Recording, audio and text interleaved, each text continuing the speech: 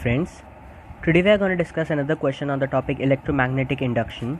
So the problem says that two parallel rails with negligible resistance are 10 centimeters apart. They are connected by a 5 ohm resistor. The circuit also contains two metal rods having resistance of 10 ohm and 15 ohm along the rails. The rods are pulled away from the resistor at constant speed of 4 meter per second and 2 meter per second respectively. A uniform magnetic field of magnitude this Tesla is applied perpendicular to the plane of the rails. Determine the current in 5 ohm resistor. So here I have drawn the diagram for you.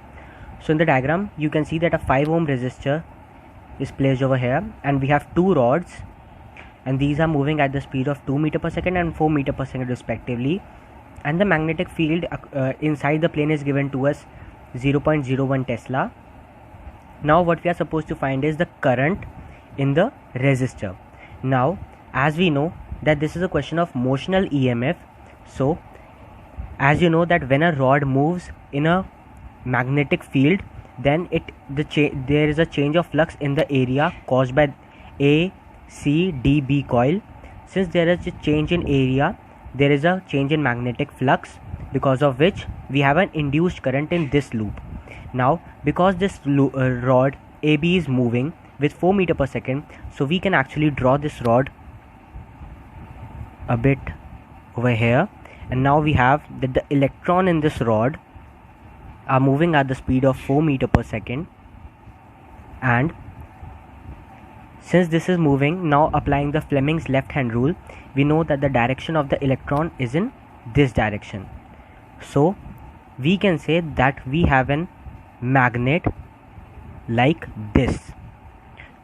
So we can actually replace this rod AB by a battery of EMF BLV, where B is 0.01 Tesla, it is given to us, and the distance and the length of the rod is 10 centimeters, so we have 10 upon 100 meters, and the velocity is 4. After calculating this, we have 0.004 volt. So this is the EMF of this battery, the battery across the rod AB. Now since this rod EF is also moving, so we can say that this also creates a EMF, and we can replace this rod by a battery like this.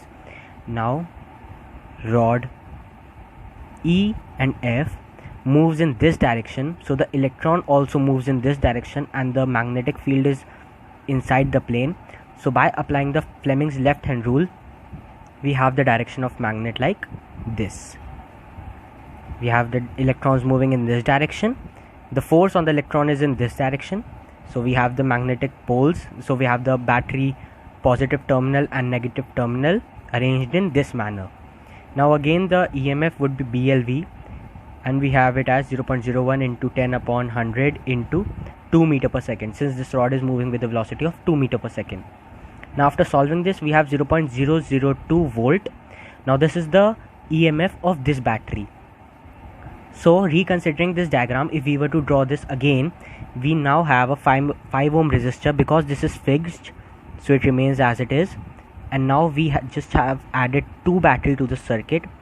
One is in this direction, the EF battery terminal, and one is like this, and this is the AB terminal. And the EMF we have over here is 0.004 volt, and this has 0.002 volt, and the resistance over here is 5 ohms. Now we need to apply, since we are required to find the current in this rod, in the rod DG, since we are required to find the current in DG, so we actually use the Kirchhoff's law over here. Since this is a battery of higher volts, higher potential difference, so we can consider a current of I flowing over here. So a current I flows in this loop, and then this divides in I1 and I2. Then I2 flows and it gets over here. Now I1 remains constant and it flows over here, and now we have I1 plus I2, which is equal to I. So the first equation that we have from this is I is equals to I1 plus I2. This is the first equation that we have. Now applying Kirchhoff's law in A, B, G, D loop, in loop A, B, G, D, loop A, B, D, G, let us consider the direction as anti-clockwise, and so we have the potential at A plus 0.004 and the current, and then now we are over here, so minus 5I1 is equals to 0.